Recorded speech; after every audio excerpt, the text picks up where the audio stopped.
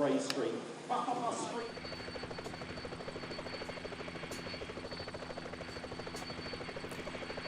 Marygate in Berwick upon Tweed, the venue for the start of Stage 3 of the OVO Energy Tour of Britain, taking the riders 183.2 kilometres through Northumberland North Tyneside before the finish in the city of Newcastle. Multiple attacks on the stage would eventually give way to a strong leading group that contained Rob Scott of Wiggins LaColle, Harry Tanfield of Katusha Alpecin, Christopher Nopper of Sport Vlaanderen Bauhaus, Dries de Bont, Coronet Circus, Jacob Scott, the leader of the King of the Mountains classifications of Swift Carbon Pro Cycling, and Rory Townsend of Canyon DHB.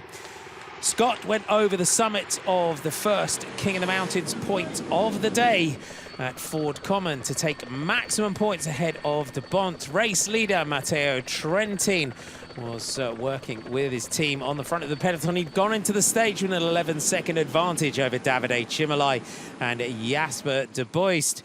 In the breakaway group, though, it was all about the King of the Mountains on the first part of the stage. They moved on to Wheatwood Bank with 142.5 kilometres to go. Christophe Nopper of Sport Vlaanderen Baloise leading Jacob Scott over the top, with Dries de Bont taking third. The gap now out to 4 minutes and 5 seconds. Rory Townsend of Canyon DHB was now the virtual leader on the road, having gone into the stage 65th overall at 3:39. On to the final King of the Mountains of the day at Lyme Hill, narrowly avoiding the official's car. Jacob Scott taking 6 points to extend his lead.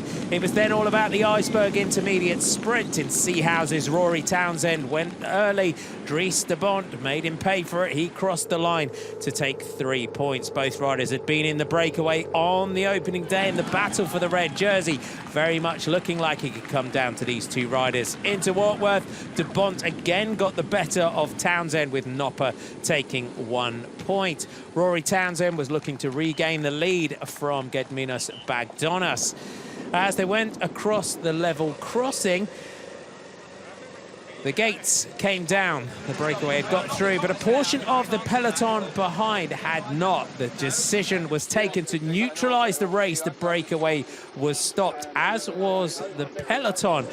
The gap, though, was still 3 minutes and 45 seconds. Would this pay into the hands of the breakaway group as they headed towards Newcastle? The second start of the day. They were off and racing. The breakaway got going. So did the peloton. And it would light up the second half of the stage. The breakaway group were looking good to potentially go all the way to the finish. Lotto Soudal and Mitchelton Scott with the Israel Cycling Academy team were working hard on the front. Matteo Trentin in the green OVO Energy Leaders jersey is a potential favourite for the race overall. The fourth stage, the one everyone's talking about tomorrow, through Seaton Delaval, the final intermediate sprint of the day. It was 28 kilometres to go. Townsend took maximum points ahead of de Bont, with Scott taking 1 point. Past the Seaton Sluice first school kids and on towards Whitley Bay and Tynemouth before the run to the finish in Newcastle. 5 kilometres to go and it was still touch and go. Could the breakaway stay all the way to the finish? The climb up Grey Street in Newcastle awaited the riders. Previous finishes back in the 80s and 90s of the previous inceptions of the Kellogg's Tour. It was now down to a sprint. The breakaway was swept up in sight of the final turn towards the line. And it was Rhys Britton of the Great Britain national team that made the catch. As they turned, though, it was Jumbo-Visma again. And Dylan Groenewegen, a rider that many thought could not win the stage up Grey Street, came through towards the front.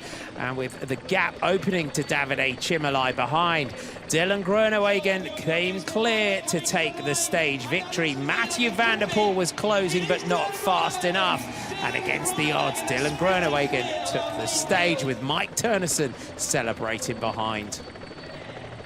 Another great stage victory for Jumbo-Visma. There was some fatigued riders who crossed the line as members of the breakaway, including Harry Tanfield, would cross the finish line It's about 25 seconds down on the stage winner. The perfect lead out from the boys in yellow. Turnison opened the door for his sprinter. Groenewegen came off the wheel of the green jersey of Matteo Trentin. Van der Poel got himself boxed. Trentin found his way out, so did Van der Poel, only for the door to close again. At this point, though, Groenewegen had the advantage that he needed to take his second stage victory and extend his lead in the points jersey competition.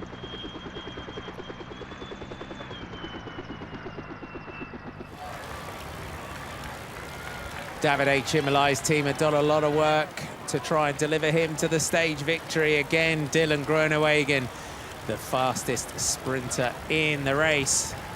Important bonus seconds for Mathieu Van der Poel behind. Both Van der Poel and Chimolai would close the gap very slightly to Matteo Trentin. Another day, another stage victory for Dylan Groenewegen of Jumbo-Visma.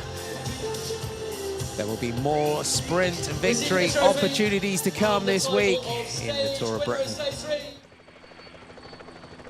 Confirmation of your stage result. Dylan Groenewegen takes the stage ahead of Mathieu Van der Poel, Davide Chimolai, Turnison Trentin, Grøndal Jansen, Walls, Edmondson, Eekhoff and Vis were your top 10.